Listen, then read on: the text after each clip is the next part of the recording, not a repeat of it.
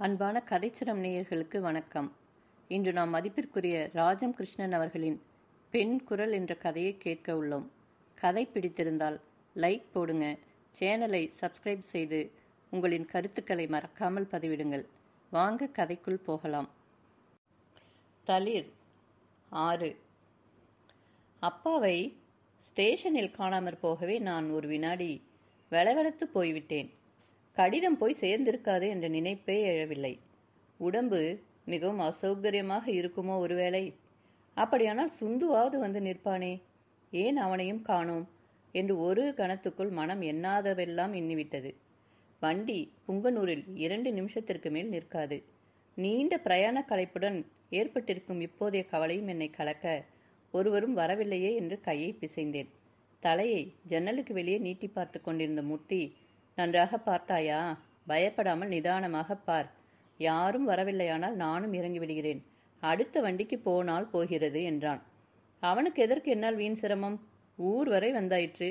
எனக்கு தெரியாத இடமில்லையே என்று எண்ணிய நான், வேண்டாம், நானே ஒரு வண்டியை வைத்துக்கொண்டு வீட்டுக்கு போய்விடுவேன் என்றேன்.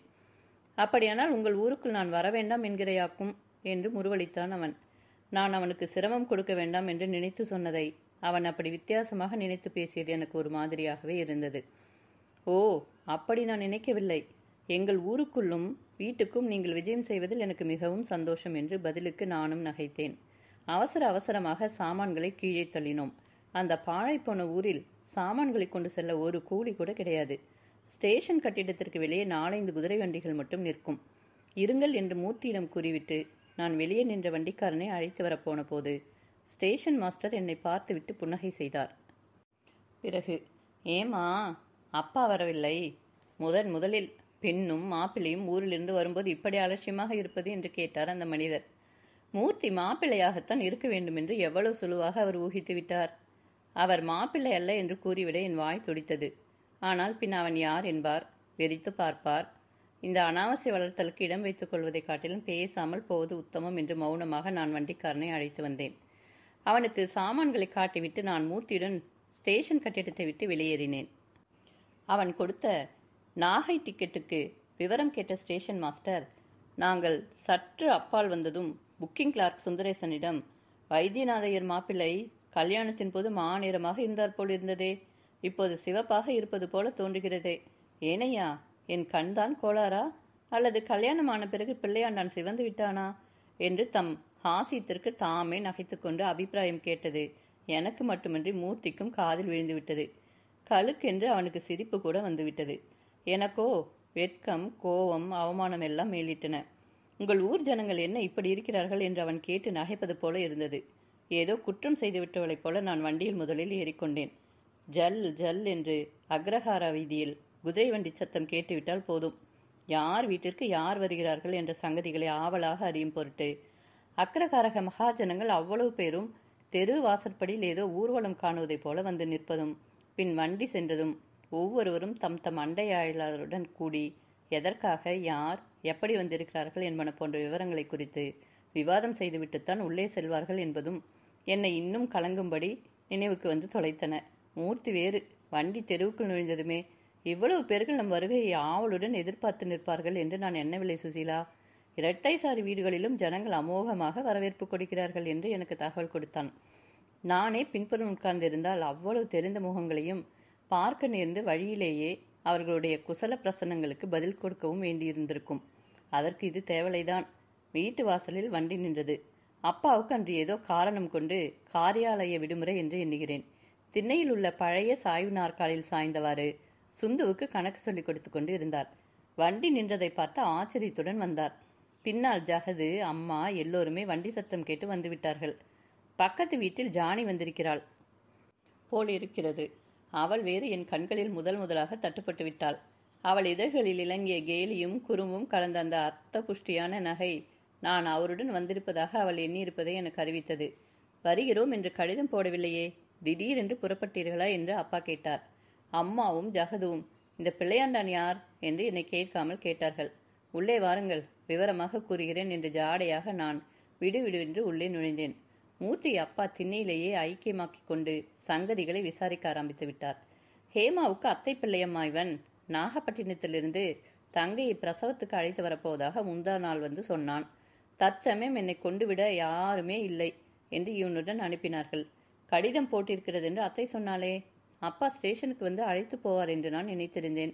யாருமே வராதது எனக்கு எத்தனை கவலையாகிவிட்டது தெரியுமா அம்மா? அப்பாவுக்குத்தான் உடம்பு சுகமில்லையோ என்று பயந்து விட்டேன் என்று நான் மடமடவென்று ஒரே மூச்சில் கூறி முடித்தேன். ஏன், உன் பாட்டிக்கு என்னவாம்?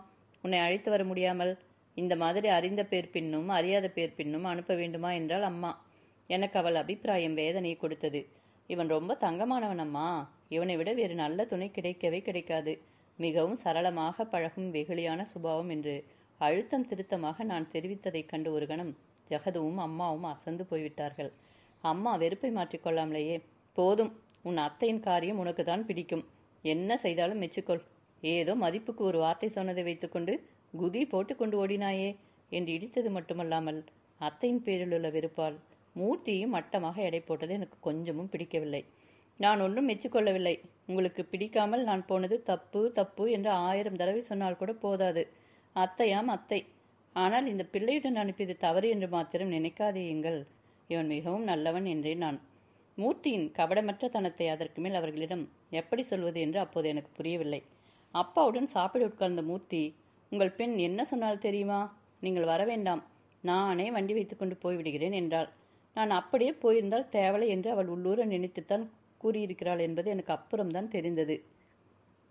ஏனென்றால் நான் யார் என்று தெரிந்தால் இந்த ஊர்க்காரர்கள் என்னை விரட்டி அடித்திருப்பார்கள் போல் இருக்கிறது என்று நகைத்தான். அப்பா அவன் பேச்சை சட்டென்று புரிந்து கொள்ளாமல் விழித்துவிட்டு, என்ன சொல்லுகிறாய் என்றார். மூர்த்தி என்னை நோக்கிவிட்டு பின்னும் சிரித்தான். உதடுகள் துடிக்க நான், ஆமாம் அப்பா, வண்டியை விட்டு இறங்கினதுமே ஸ்டேஷன் மாஸ்டரிலிருந்து வண்டிக்கார முனியன் வரை பெண்ணும் மாப்பிள்ளையும் முதலில் வரும்போது நீங்கள் ஸ்டேஷனுக்கு ஏன் வரவில்லை என்று கேட்டால் இந்த ஊர்க்காரர்களுக்கு கொஞ்சமும் விவஸ்தையே கிடையாது என்றேன். சூதுவாதி ஏதும் தோன்றாத வெள்ளை உள்ளம் படைத்த என் தந்தைக்கு இது பெரிய ஹாஸ்யமாக இருந்தது. அப்படியா கேட்டார்கள் என்று கேட்டுவிட்டு விழுந்து விழுந்து சிரித்தார். உள்ளே வந்த என்னிடம் ஜெகது, இப்படி ஒரு அந்நிய புருஷனுடன் நான் சிரித்து பேசினாலோ அல்லது தனி வழி பிரயாணம் வந்ததாக தெரிந்தாலோ என்னை வீட்டு வாயிற்படியில் ஏற்ற மாட்டார்கள். என்னதான் நாகரிகம் நாகரிகம் என்றாலும் ஒரு வரையறை வேண்டியிருக்கிறது. ஊர்க்காரர்கள் கேட்பது எப்படி தப்பாகும்? கல்யாணம் சமீபத்தில் ஆகியிருக்கிறது, பெண்ணும் மாப்பிள்ளையும் வருகிறார்கள் என்றுதான் எண்ணிக்கொள்வார்கள் என்றாள். கிராமத்தை தவிர 4 படித்த மனிதர்களுடன் பழகி அறியாதவள் தானே அவள். கிராமத்தோடு கிராமமாக வயல்வெளியை கட்டி கொண்டு கிடக்கும் அத்திம்பேருடைய குறுகிய மனப்பண்பு அவளுக்கு ஒத்து வருகிறது. நான் அப்படியா? 6 வயசு குழந்தையும் 8 வயசு குழந்தையும் அப்பா அம்மா விளையாட்டு விளையாடும் போது தாங்கள் குழந்தைகள் என்பதை முற்றும் மறந்து விடுவார்கள்.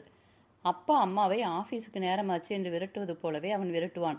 அம்மா நிஜமாக அப்பாவை கோபித்துக் கொள்வது தோற்றுவிடும்படி அவ்வளவு அபாரமாக அம்மாவாக இருக்கும் குழந்தை கோபித்துக் கொள்வாள். பெரியவர்கள் ஆகும் ஆசை அவர்களுக்கு குழந்தை நினைப்பையே மறைத்துவிடும். இந்த குழந்தைகள் நிலையில்தான் வாழ்க்கையில் இன்னும் முதற்படி கூட எடுத்து வைத்திராத நான் இருந்தேன். அக்கா அம்மா இவர்களை விட மிகவும் பதம்பட்ட மனமும் நாகரிக பண்பாடும் அடைந்து விட்டதாக எண்ணி இருமாப்பு கொண்டிருந்தேன் என்றால் மிகையாகாது. அதுவும் மூர்த்தியுடன் ஒரு நாளை பழக்கத்திற்கு பிறகு என் அறிவு பின்னும் அதிகமாகிவிட்டது போலும்.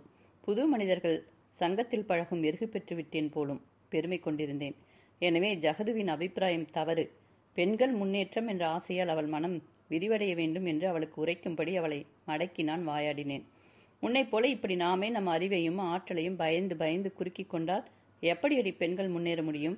4 பேருடன் மனம் விட்டு பழகி 4 புது விஷயங்களை அறிந்து கொள்வதில் என்ன தப்பு இருக்கிறது? அந்நிய புருஷனுடன் பேசுவதே ஆபத்து என்று கெடுதலான முறையில் ஏன் நினைக்க வேண்டும்? உங்களுக்கெல்லாம் இந்த குதர்க்க புத்திதான் முன்னுக்கு வரும் போல இருக்கிறது. எங்கள் வீட்டிலெல்லாம் இப்படி இல்லையம்மா. எல்லோருடனும் சகஜமாக பழகுவது வித்தியாசமாக நினைக்க மாட்டார்கள். அதுவும் அவருக்கு எடுத்ததற்கெல்லாம் அடுப்பாங்கரையில் போய் ஒளிந்து கொண்டால் பிடிக்கவே பிடிக்காதாம் என்று விடு விடு என்று உணர்ச்சி வேகத்தில் அவர் சொன்னதையெல்லாம் உளறிவிட்டேன். அவள் ஒரே அடியாக மலைத்து விட்டாள். அடியம்மா, இப்போதே என்னவெல்லாம் பேசுகிறாள் இவள்? அவருக்கு அப்படி இருந்தால் பிடிக்காது, இப்படி இருந்தால் பிடிக்காது என்று அதற்குள் என்னவெல்லாம் தெரிந்து வைத்துக் கொண்டிருக்கிறாள் என்று கன்னத்தில் கையை வைத்துக்கொண்டு அதிசயித்தாள். அத்துடன் நான் விட்டேனா? அம்மாவிடம் அத்தை வீட்டு சம்பிரதாயங்களை எல்லாம் பாட்டி கூறிய கசப்பு மொழிகளையும் ஒரு அச்சரம் விடாமல் தெரிவித்துவிட்டு, ஏனம்மா, போயும் பணத்திற்கு அவர்களிடமா எழுத வேண்டும்? எங்கள் வீட்டில்தான் அது வேண்டாம் இது வேண்டாம் என்று கூறியிருக்கிறார்களே. நீங்கள் அத்தையிடமிருந்து எதையும் பெற்றுக்கொண்டு என்னை கொண்டு விட வேண்டாம். அதைவிட நான் ஒன்றும் இல்லாமல் போய்கொள்வேன். அவர்கள் எதுவும் நினைத்து கொள்ள மாட்டார்கள் என்று எல்லாம் தெரிந்த அன்போசாலியைப் போல பேசினேன். இவைகளுக்கு பலன் கைமேலேயே உள்ளது என்பதை அப்போது நான் அறியவில்லையே. அவர்களிடத்தில் யார் தானம் கேட்டார்கள்? சமயத்தில் கொடுத்தால் நாளைக்கு அப்பா ரிட்டையர் ஆனவுடனே ப்ராவிடென்ட் ஃபண்டு பணம் வரும். வட்டியும் முதலுமாக ஒரு சல்லிக்காசு மிச்சம் வைக்காமல் விட்டெறிந்து விடப் போகிறோம். உறவு மனுஷர் செல்வாக்காக இருந்தால் ஒரு சமயம் போது என்று ஒத்தாசை கேட்பது உலகத்தில் இல்லையா? நான் புடவை வாங்கி கொண்டால் அகலமில்லை, சருகை இல்லை என்று பாத்திரக்காரிக்கு போட்டேன், கூட்டுகிறவளுக்கு கொடுத்தேன் என்று முகத்தில் அடித்தார் போல உன் அத்தை சொல்லுவாள்.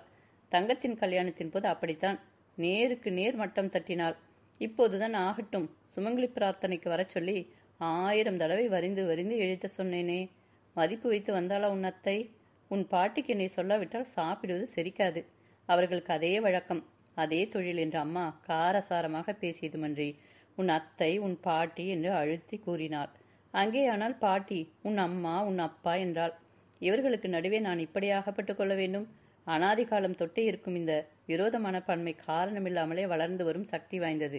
இந்த சிக்கலை பிரிக்க பிரிக்க இன்னொரு புறம் தாறுமாறாக நமக்கு தெரியாமலே பின்னிக்கொள்ளும் சக்தி வாய்ந்தது என்பதை அறிய எனக்கு இன்னும் அனுபவம் கிட்டவில்லையே. அத்தையிடமிருந்து இத்தனை நிஷ்டூரங்களை கட்டி கொண்டு வந்தாயாக்கும் என்றால் ஜகது. எனக்கு அந்த புடவைகளின் ஞாபகம் வந்தது. அவற்றை ஏற்றுக்கொள்வதா வேண்டாமா என்றிருந்தேன் தயக்கம். அத்தை 2ஆம் வகுப்பு சீட்டுக்கு மட்டம் தட்டிய போது ஏற்றுக்கொள்ளக்கூடாது என்ற முடிவுக்கு வந்திருந்தது. அவள் அகங்காரத்துடன் அம்மா அளித்த விலையுயர்ந்த புடவையே அலட்சியம் செய்யலாமானால் நான் நிராகரிக்க கூடாதா? சொன்னதெல்லாம் முறைந்திருக்கிறது. நானும் மழுங்குனி மண் பொம்மை இல்லை என்று தெரிந்து கொள்ளட்டுமே. இப்போது அவைகளை மூர்த்தியிடம் கொடுத்து விட்டால் என்ன? ஏதாவது சாக்கு போக்கு சொல்லி தந்திரமாக அவைகளை தட்டி கழித்து விட வேண்டும். ஆனால் அதற்குள் இவர்களிடம் சமாசாரத்தை கூறிவிடக்கூடாது. முடித்துவிட்டு சொல்லிக் கொள்ளலாம் என்று முடிவு செய்து கொண்டவளாக மூர்த்தி திண்ணையில் இருக்கிறானா, அப்பாவும் கூட இருக்கிறாரா என்று அறிந்து கொள்ளும் பொருட்டு வாசற் பக்கம் வந்தேன். அச்சமயம் தபால்காரன் வந்துவிட்டு போயிருக்கிறான் போல இருக்கிறது. புன்னகையுடன் ரேடியில் எதிர்பட்ட மூர்த்தி, ஸ்ரீமதி சுசிலா ராமநாதனுக்கு கடிதம் இருக்கிறது என்றான் என்னை பார்த்து.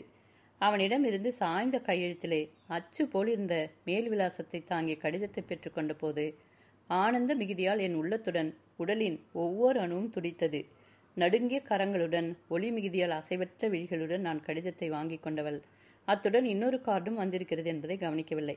அவனாகவே இது நீ வருவதை குறித்து மாமா எழுதியிருந்த கடிதம் போல் இருக்கிறது என்று கூறிவிட்டு கொடுத்தான். அவனிடம் கூற வந்த விஷயத்தை நான் அடியுடன் மறந்துவிட்டேன். நான் சற்றும் எதிர்பாராத விதமாக கடிதம் ஆங்கிலத்தில் டைப் செய்யப்பட்டிருந்தது. ஒவ்வொரு வரையிலும் கரை புரண்ட அவரது அன்பு பிரவாகத்திலேயே ஊறியவளாக நின்றுவிட்ட எனக்கு ஜகது வந்து எட்டி பார்த்து, ஆபீஸ் கடிதாசு போல் இருக்கிறதே, ஏதடி எங்கிருந்து வந்திருக்கிறது என்று கேட்டதோ. நடையில் இருந்து மூர்த்தி, 5 மணி வண்டியில் கிளம்பலாம் என்றிருக்கிறேன், வண்டி ஒன்று வேண்டுமே என்று கேட்டதோ. கனவு உலகத்திலே இருந்து கேட்பது போல இருந்ததில் அதிசயமில்லையே. அத்தையை சொல்ல போனேனே. இன்னும் கொஞ்சம் கூடிவிட்ட பெருமையில் கர்வம் தலை தூக்க ஜகதுவின் அறியாமையை ஏளனம் பண்ணும் முறையிலே, அடிமக்கு டைப் படித்திருந்தால் ஆபீஸ் கடிதமாக்கும் என்று புங்கனூர் எலிமெண்ட்ரி பாடசாலையில் 3ஆம் வகுப்புக்கு மேல் எட்டி பார்த்திராத அவளுக்கு துணைப்பாடங்கள் யாவையும் ஆங்கிலத்தையே படித்து வெற்றிகரமாக உயர்தரப்பள்ளி படிப்பை முடித்திருந்த நான் பட்டம் சுட்டினேன். பெட்டியை திறந்து விலை மதிப்பற்ற பொக்கிஷமாகிய அந்த கடிதத்தை பத்திரம் செய்ய போன போதுதான் புடவைகள் கண்களை கவர்ந்து கவனத்தில் நுழைந்தன. எடுத்துக்கொண்டு வெளியே வந்தேன். அப்பா வெளியில் எங்காவது போயிருந்தாரோ என்னமோ. காணவில்லை. ஜகதுவும் முகத்தை சுலுக்கிக் கொண்டு பின்கட்டுக்கு போய்விட்டாள். அத்தை எனக்கு 2 புடவைகளும் ஹேமாவுக்கு 2 வாங்கி வந்தாள். பேச்சு வாக்கில் என்னிடம் கொடுத்த போது நான் 4ஐயும் கவனியாமல் பெட்டிக்குள் வைத்துக் கொண்டு விட்டேன் போல இருக்கிறது. இப்போதுதான் கவனித்தேன். நீங்கள் திரும்பி போவீர்கள் இல்லையா அங்கு, இதை தயவு செய்து கொண்டு கொடுத்து விடுகிறீர்களா என்று புடவை பட்டலத்தை அவனிடம் நீட்டினேன். அவன் வாங்கி கொண்டு பிரித்து பார்த்தான். 4 உனக்கேதான் வாங்கினாலோ என்னவோ என்றான். இல்லை இல்லை, ஹேமாவுக்கு என்று சொன்னாலே என்றேன் நான் அழுத்தம் திருத்தமாக. இம்மாதிரி புடவைகள் கூட அவள் உடுத்துகிறாளா என்ன? சில்க்கும் ஜார்ஜெட்டும் தவிர அவள் நூல் புடவைகள் உடுத்தியே நான் பார்த்ததில்லையே என்று அவன் முறுவல் செய்தான். என் முகத்தில் அசடு தட்டி இருக்க வேண்டும் என்று நான் ஊகித்து கொண்டாலும் வேண்டாத சுமை ஒன்று கழிந்தது என்று திரும்ப எத்தனித்தேன். அப்பா வெளியிலிருந்து வந்தார். என்னது புடவையா என்று கேட்டு அவர் அதை கைகளில் வாங்கும் முன்னரே என் நெஞ்சம் குற்றம் உள்ளதைப் போல குறுகுறுத்தது. தூண்டி தூண்டி அவரை ஏதாவது கேட்டு மூர்த்தி வாயை விட்டுவிட்டால் புட்டு உடைந்து விடுமே என்ற பயத்துடன் நான் முந்திரி கொட்டை போல முந்திக்கொண்டு, ஒன்றுமில்லையப்பா, அவர் தங்கைக்கு வாங்கி போகிறாராம் என்று துணிந்து ஒரு பொய்யை எப்படித்தான் என் நாவில் வந்தது என்று அறியவில்லை சொல்லிவிட்டேன். அதிகம் எனக்கு பழக்கமும் சொந்தமும் உரிமையும் கொண்ட அப்பாவின் கேள்விகளுக்கு பயந்து ஒரு நாள் பழக்கமுள்ள மூர்த்தியிடம் அதிக சுவாதீனம் கொண்டாடும் முறையில் ஒரு பொய்யை மறைக்க இன்னொரு பொய் புகன்றது எனக்கே பிறகு எண்ணி பார்த்தபோது ஆச்சரியமாக இருந்தது. அப்பா புடவைகளை பார்த்து கொண்டிருந்த போது அவன் என்னை விழிகளாக பார்த்தான். நான் என்ன காரணம் கொண்டு அவ்விதம் பொய் கூறினேன் என்று அவன் எப்படி ஊகித்துக் கொண்டிருக்க முடியும்? எப்படியோ பலுவை அவன் மீது சுமத்திவிட்டு நான் ஒன்றும் அறியாதவள் போல உள்ளே வந்து விட்டேன். அவனும் குட்டை குழப்பவில்லை. சற்று நேரத்தில் கிளம்பி போய்விட்டான். அசட்டு துணிச்சலுடன் காரியம் செய்து விட்டேனே ஒழிய அந்த நிமிஷத்திலேயே மனம் நிம்மதி எழுந்துவிட்டது. பெரியவர்களிடம் மறைத்து அவசரப்பட்டு விட்டேனே. நான் கூறிய பிரகாரம் மூர்த்தி அவைகளை அத்தையிடம் கொண்டு கொடுத்தால் வேண்டுமென்று நான் செய்திருக்கும் காரியத்திற்கு என்னவெல்லாம் சொல்லுவாளோ? அவளுக்கு வேறு இந்த சங்கதியெல்லாம் தெரிந்துவிடுமே. சேச்ச, என்ன பிசகு செய்தேன்! ஆத்திரக்காரனுக்கு புத்தி மட்டு என்பதற்கு சரியாக ஒரு நாழிகை வேகத்தில் இந்த காரியம் என்ன பலனை கொடுக்கும் என்பதை சிந்திக்காமல் ஒன்றும் அறியாத அவனை மாட்டி வைத்தேனே. நான் சொன்ன பொய்யை கேட்டு அவன் என்ன நினைத்தானோ? பார்க்க போனால் அற்ப விஷயம்தான். ஏன் கொடுக்கக்கூடாது? அவள் குத்தி காட்டுவது போல எங்கள் எளிய நிலைமையை இடித்துவிட்டு அடித்திருக்கும் பரிசை நான் நிராகரித்ததுதான் சரி என்று ஒருபுறம் மனம் விவாதித்தது. அப்பா அம்மாவிடம் பிறகு தெரிவிக்கலாம் என்றிருந்தவள் கடைசியில் யாரிடமே தெரிவிக்கவில்லை. தளிர் 7. உனக்கு ஜகதும் தங்கமும் தான் உசத்தி. அவர்கள்தான் சாதிக்கப் போகிறார்கள். என்னை இப்படி குட்டுவதைப் போல அவர்களை நீ விரலாலாவது தொட்டிருக்கிறாயா? இப்படி வேண்டா பெண்ணாக நடத்துவதை விட குளத்தில் கிணற்றில் அப்போதே தள்ளி இருப்பதற்கு என்ன என்று பிஞ்சில் பழுத்த பழமாக பேசும்போது அவள் இருதயம் நோகும் என்று நான் உணர்ந்ததில்லை. என் முற்றாத இருதயம் அப்படி ஆத்திரத்தில் நொந்து வார்த்தைகளை கொட்டியதற்கு காரணம் அவளுடைய அன்பில் என் சகோதரிகளுக்கும் எனக்கும், ஆணைக்கும் பூனைக்கும் உள்ள வித்தியாசம் இருந்தது போல தோன்றிய தோற்றம்தான்.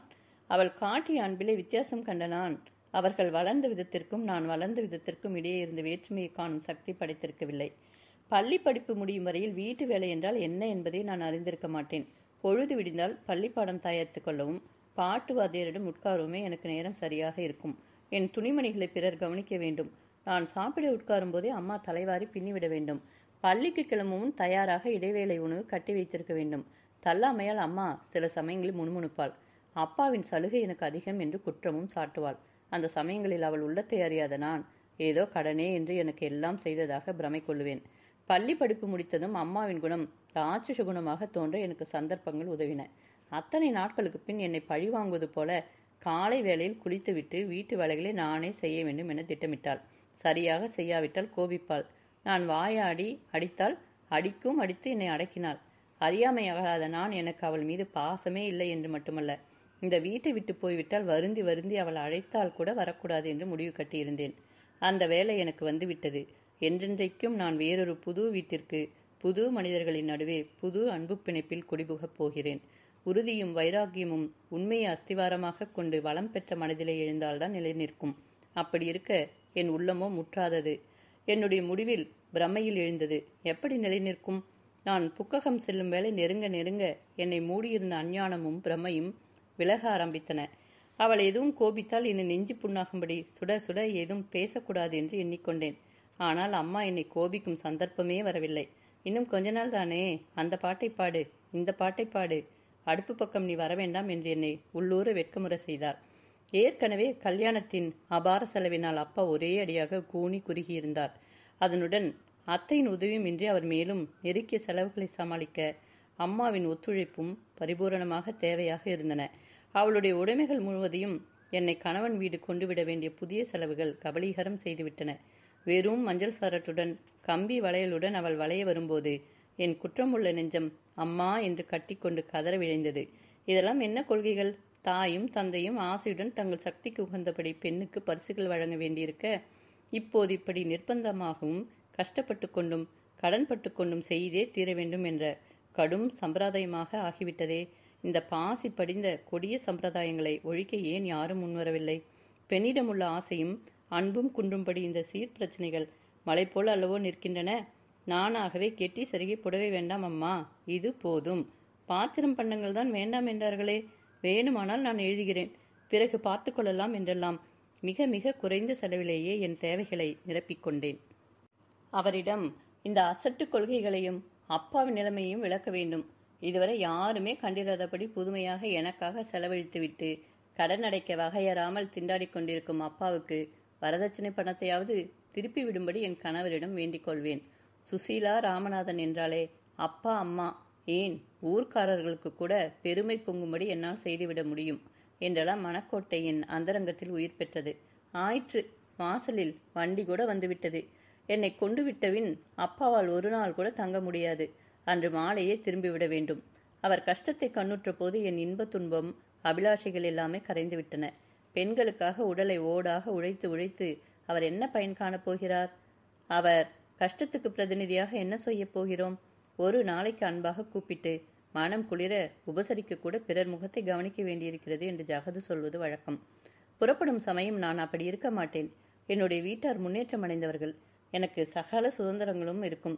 ஏன், ரிட்டையர் ஆகிவிட்டால் அப்பாவை என்னிடமே கூட வைத்துக் கொள்வேன் என்று பெருமிதத்துடன் எண்ணிக்கொண்டேன். போய் வருகிறாயா அம்மா? சுசி, சமர்த்தாக இரு, கடுதாசி போடு அடிக்கடி என்று அம்மா கூறி என் நெற்றியில் சுவாமி விபூதி இட்ட போது என் கண்கள் கலங்கிவிட்டன. வெற்றிலைப்பாக்கு பெற்றுக்கொண்டு எல்லோரையும் வணங்கினேன். கடைசியாக அதுவரையில் ஆடி ஓடி வளர்ந்த வீட்டிலிருந்து விடைபெற்று கொண்டேன். அப்பா வண்டி அருகில் நின்றார். நான் ஒரு எம்பி வண்டியில் ஏறப்போனேன். புடவையின் ஓரம் பாதம் வைக்கும் விளிம்பில் மாட்டி தாறுமாறாக கிழிந்தது. மெதுவாக ஏறக்கூடாது என்று அப்பா கடிந்து கொண்டார். என்ன, புடவை கிழித்து கொண்டாளா? புறப்படும் சமயம் பார்த்து. கொஞ்சம் கூட நிதானம் கிடையாது. இறங்கி வா, ஒரு டம்ளர் தீர்த்தம் சாப்பிட்டு விட்டு போகலாம் என்றாள் அம்மா, கோபமும் பதைப்பதைப்பும் கலந்த குரலில்.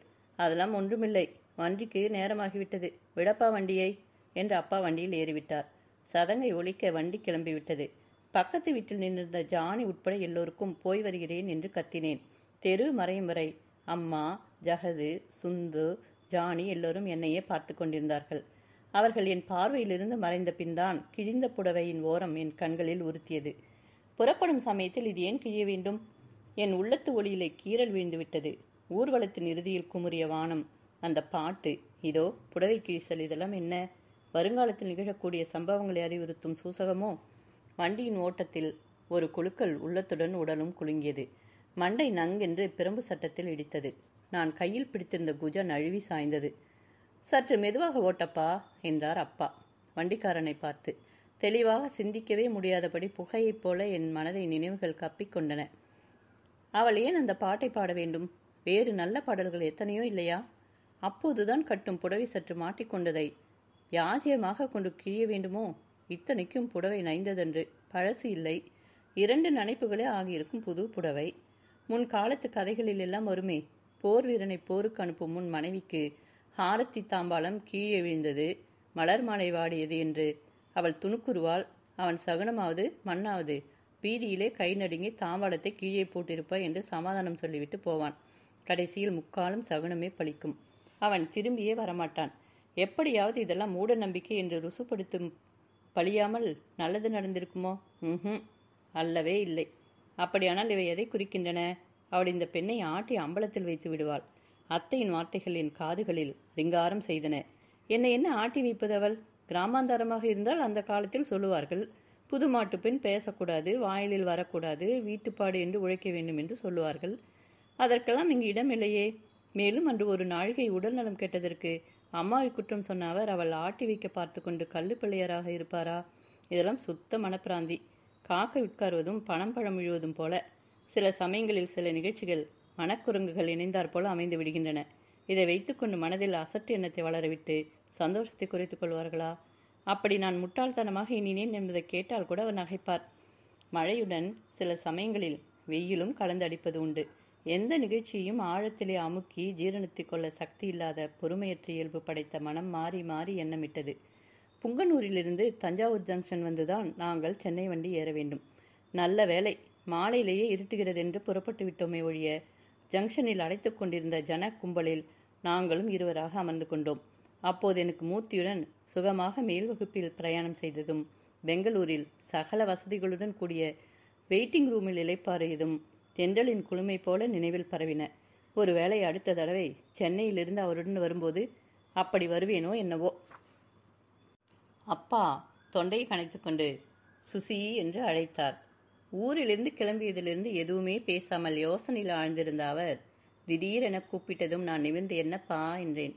நாளைக்கு நான் உடனே திரும்பி விடுவதால் உன்னுடன் பேச முடியுமோ முடியாதோ. நீ சில சமயங்களில் மிகவும் துடுக்காக நடந்து கொள்கிறாய். அன்றைக்கு அந்த பிள்ளையாண்டானிடம் புடவையை கொடுத்துவிட்டு நீ என்னிடம் போய்தானே சொன்னாய் என்றார். போகாமல் போன விருந்தை புளியிட்டு அழைத்த மாதிரியில் அவர் என்னிடம் அந்த பழைய சங்கதியை தீர்ந்து போயிற்று என்று அதனுடனே நான் அறவே மறந்திருந்த விஷயத்தை பற்றி பேசத் தொடங்குவார் என்று நான் கொஞ்சமும் எதிர்பார்க்கவில்லை. பதில் எனக்கு சட்டென்று எப்படி வரும்? அத்திம்பேர், நீ இந்த மாதிரி மரியாதை குறைவாக நடந்து கொண்டதை குறித்து வருத்தப்பட்டு கொண்டு எனக்கு கடிதம் எழுதியிருக்கிறார். அவர்கள் பணம் பிரித்தவர்கள். நமக்கோ அது தேவையாக இருக்கிறது. எப்போதும் சுழலும் சக்கரத்தில் அகப்பட்டு கொண்டு விட்டோமோ, கஷ்டமோ நஷ்டமோ அதன் போக்குப்படிதான் சுழல வேண்டும் அம்மா. நீ சிறு பெண். அவர்கள் ஏதேனும் கடுஞ்சொல் மூலம் உன் மனதை நோக வைத்திருக்கலாம். என்றாலும் நீ செய்தது தவறு. இப்போதே இத்தனை ரோஷம் வைத்துக் கொண்டிருப்பது பின்னாடி உனக்கு கஷ்டமாக ஆகிவிடக்கூடாதே என்று எனக்கு கவலையாக இருக்கிறது. நாளை நீ பெரிய குடும்பம் ஒன்றில் கால் எடுத்து வைக்கப் போகிறாய். உன் ஓரகத்தி, அவள் தாய், தங்கை, உன் மாமியார், மைத்துனர் என்று 3 குடும்பத்து மக்கள் அங்கு ஒன்று சேர்ந்திருக்கிறார்கள். அவர்கள் இப்போது இருக்கும் நிலையுடன் நீயும் ஒட்டி இருக்க வேண்டும். ஒவ்வொருவர் அபிப்பிராயங்களும் குணமும் வெவ்வேறாக இருக்கலாம். நீயும் அவரவர்களுக்கு தகுந்தாற் போல இணைந்து போனால்தான் நலமாக இருக்கும். 1000 பேராக இருந்தாலும் புருஷர்கள் ஒத்து போய்விடுவார்கள். பெண் மக்கள் அப்படியல்ல. நாட்டு பெண் வந்தால் மறுநாளே சட்டியை தூக்கி வேறுவை என்று சொல்லிவிட்டாலே என்று 4 பேர் அபிப்பிராயம் கொடுக்கும் நிலை நீ நடந்து கொள்ளக்கூடாது. உன் புருஷன் அண்ணனிடமும் மதனியிடமும் அலாதியான மதிப்பு வைத்திருக்கிறான். அந்த மதிப்பு குறைந்து ஒட்டுதல் விட்டு போகும்படியான நிலைமை இனிமேல் எப்போது வந்தாலும் அது உன்னால் வந்ததாகத்தான் கருதும்படி இருக்கும். இத்தனை சிரமப்பட்டு உனக்கு உரிய இடத்தை தேடி திருமணம் செய்வித்தது கூட எனக்கு பெரிதல்ல.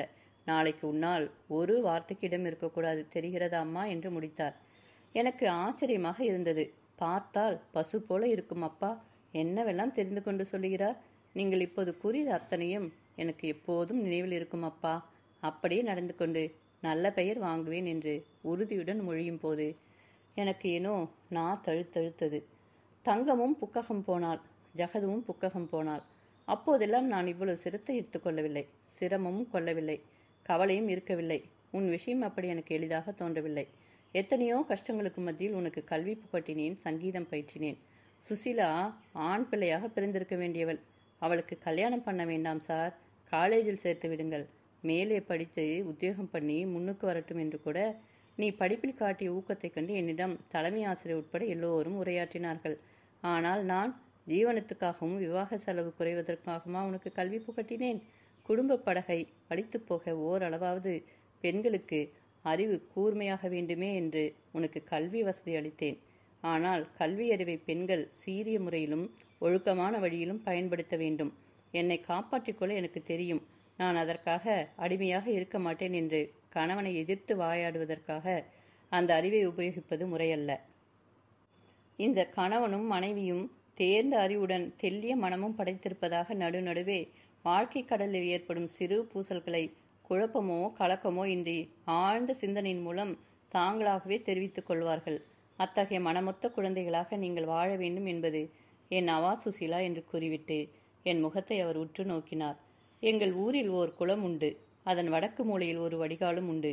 மழை அதிகம் பெய்து தண்ணீர் நிறைய வந்துவிட்டால் வடிகாலை திறந்து விடுவார்கள்.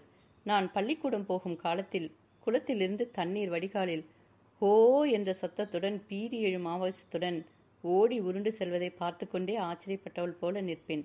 குளத்திலே சலனமில்லாமல் சப்தமில்லாமல் தேங்கியிருக்கும் நீர் சிறிது வழி கிடைத்தவுடன் எப்படி ஆவேசமாக வருகிறது. அத்தனை தண்ணீரையும் திறந்துவிட்டால் எப்படி போகும் என்று சந்திப்பேன். எனவே எனக்கு அது நினைவுக்கு வந்தது.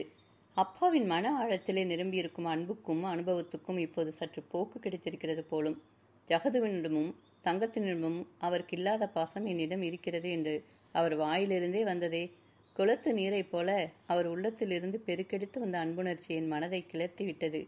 முழுதும் வழுக்கையாகி பளபளவென்று பிரகாசித்த தலையும் ஒட்டி உலர்ந்த முகமும் எப்போதோ வேலைக்கு வந்தபோது தைத்து கொண்ட ஓரங்களில் விரிசல் விழுந்த கோட்டும் அவருடைய தன்னலமற்ற தியாகத்தை எனக்கு எடுத்து பறைசாற்றின. தம் உயிரின் அணுக்களால் ஆக்கப்பெற்ற எனக்காக அவர் தம் சொந்த சௌகரியங்களை கொஞ்சமாகவா தியாகம் செய்திருக்கிறார்? இதற்கெல்லாம் நான் பிரதி செய்யக்கூடிய காலம் வருமா? தூரத்தில் வண்டி வருவதன் அறிகுறியாக சத்தம் கேட்டது. வண்டி வந்து விட்டது போல் இருக்கிறதே அம்மா என்று எழுந்தார் என் தந்தை. என் வாழ்வின் நீண்ட யாத்திரையிலே என்னை ஒரு கட்டத்திலிருந்து இன்னொரு முக்கியமான கட்டத்திற்கு கடத்தி போகும் அந்த வண்டி நள்ளிரவிலே தென்படும் கரும் பூதம் போல அலறிக்கொண்டு வந்தது.